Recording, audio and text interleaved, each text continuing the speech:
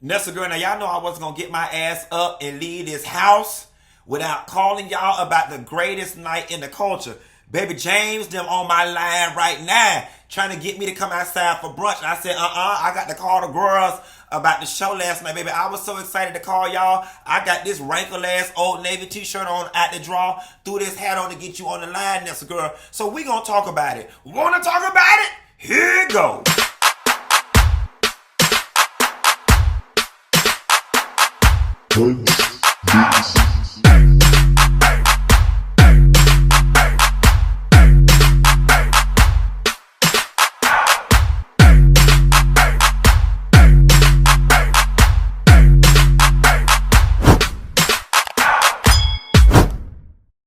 Nessa girl, it's gonna take Jesus Christ himself to come down on a manger and explain to me how the hell one event, one night only could be the greatest night in the culture and the most ghetto damn shit we don't ever see. Let me tell y'all something, baby. The BET Awards had it going on last night. When I tell y'all them girls had it going on, them girls had it going on. And this what I'm here to let y'all know right now. Overall, I have nothing negative to say about the BET Awards.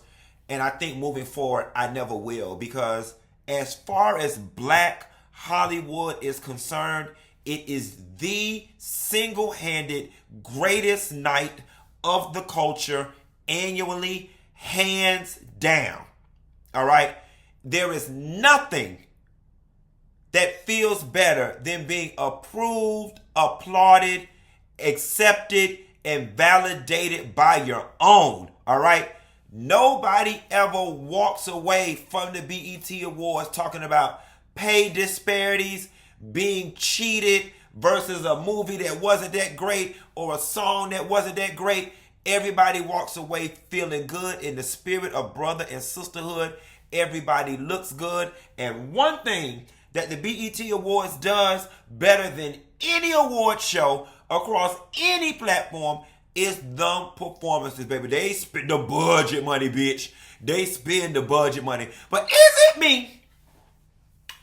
Or is y'all confused about how it seems as if BET spend more money on the award show than they do on the programming on the damn channel?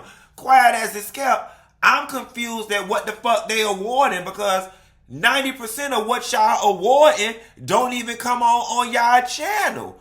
Okay? We ain't got no music video shows. We ain't got no music countdown shows. We ain't got no music interview shows. All the movies and stuff y'all play is from the 80s and the 90s. Y'all hoes don't even play Roots on Christmas no more. Or Queen. Okay, the little young kids don't even know where the hell they come from. That's why the hell they out there twerking in the middle of the aisle like Krishan in Sexy Red. And what in the hell is a Sexy Red? And we're going to talk about this real quick, right? Because y'all know I'm old, and so I don't know a lot, and I don't try to know a lot. When I see something that make me turn my nose up, I cross the street to turn the channel. I happen to see a Vlad interview with Sexy Red. And first off, I was trying to figure out what was sexy, but that's a whole nother video for a whole nother day. And it just looked like, Sexy Red always looked like she just went to the flea market and got dressed in the bathroom and came out. I don't know what Sexy Red seen. I know one thing about it.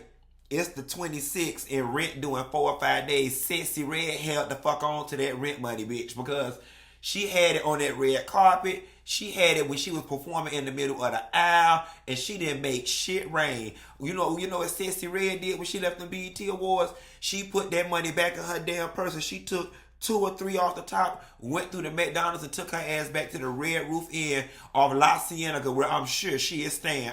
Okay. And speaking of, child, so we gotta have a conversation, right? Black people, what we doing with the ghetto versus non-ghetto, right? Like, I'm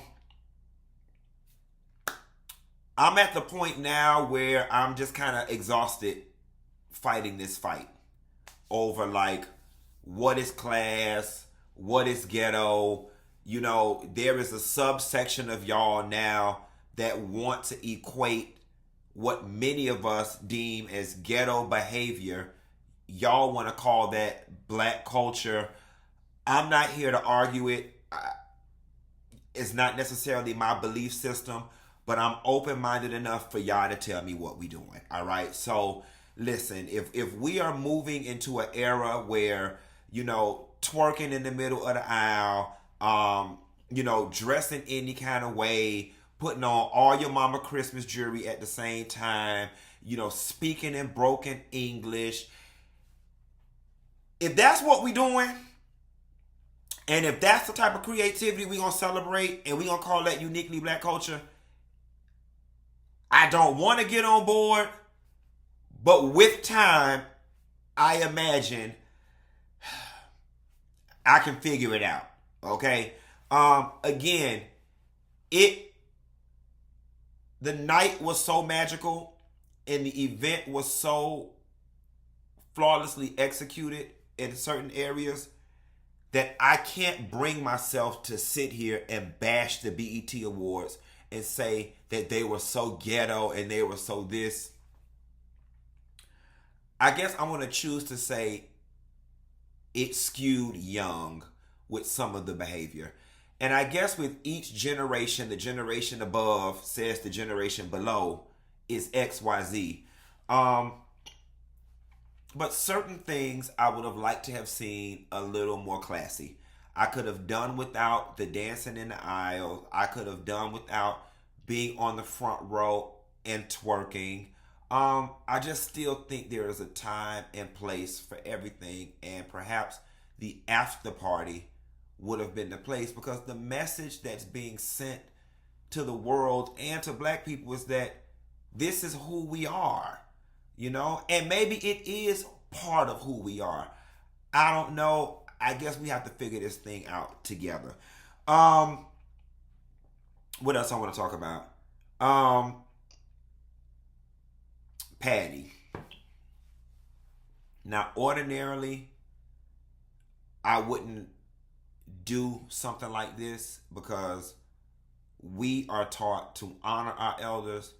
Pattie is a legend in the game. She's Auntie Pattie to all of us. What Patti LaBelle did was a disgrace.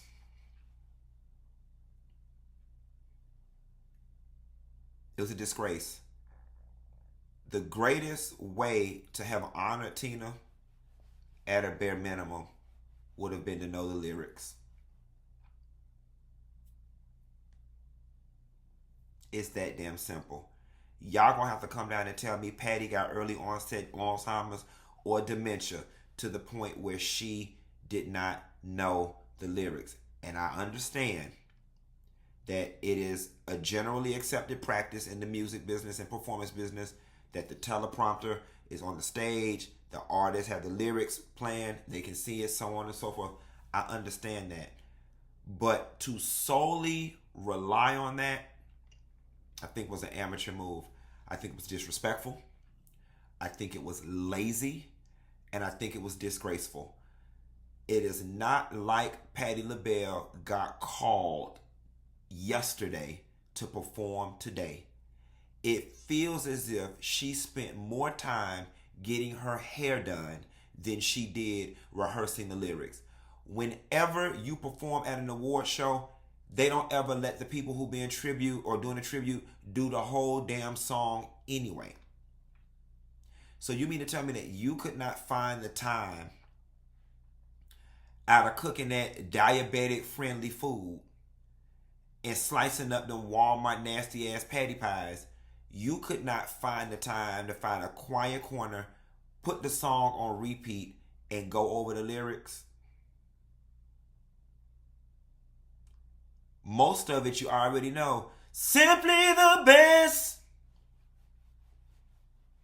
better than all the rest, better than anyone. Now, I don't know no more after that. But bitch, if I had the paper in front of me and it was playing, I would get it together. The reality of the situation is I'm being paid to talk about it on YouTube, and her ass was paid to perform it not only on stage, but on TV to be broadcast to millions of people.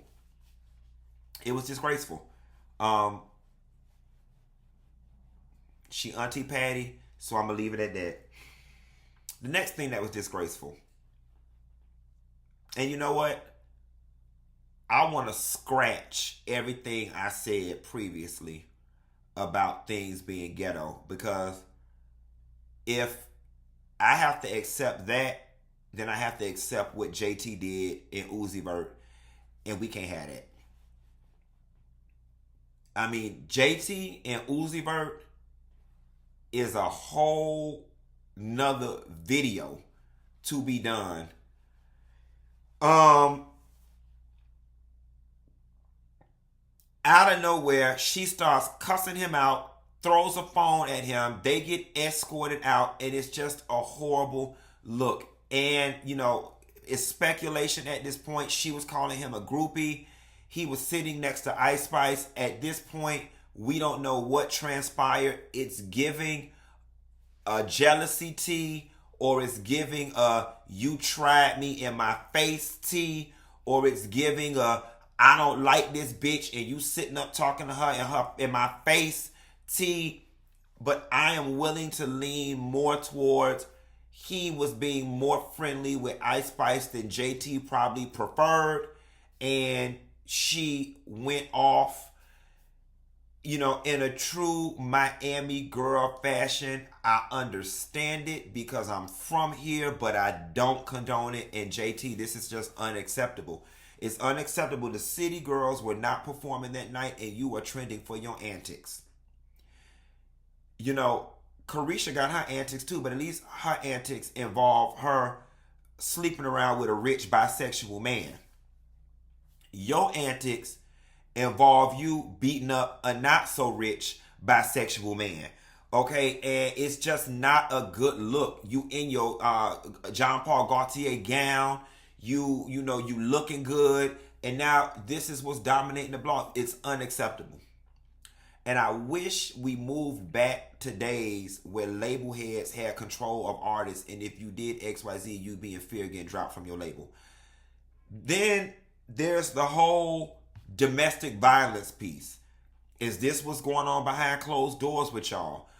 She hit that boy in the head with that phone. If he would have hit her back, would he have been wrong? I mean, there are so many rabbit holes we can go down with this thing.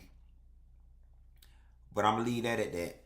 Lastly, y'all, I'm going to be very honest with you. I didn't watch the award show last night. I was laying in my bed, talking to my friend on the friend. Sunday is my day. And I don't like to partake in entertainment that ultimately feels like work. So then I won't be able to relax. I caught snippets of performances. Shout out to Coco Jones for Best New Artist. Lotto ripped me out the plastic. I've been acting because I'm acting brand new was the shit. The Migos tribute to their fallen homie, that was beautiful. Everything I saw quality wise was good. Buster came out. Let me tell you something, baby. I'm scared of Spice Coochie. Spice look like she got that good boom boom, bitch. Any bitch who can hold their motherfucking leg up, bitch, and spin around and drop that leg down and tap dance like Sammy Davis Jr. and twerk at the same time while holding their microphone and talking and ain't out of breath. That's a bitch I don't want no parts of. Baby, keep that gorilla coochie, baby. Honey.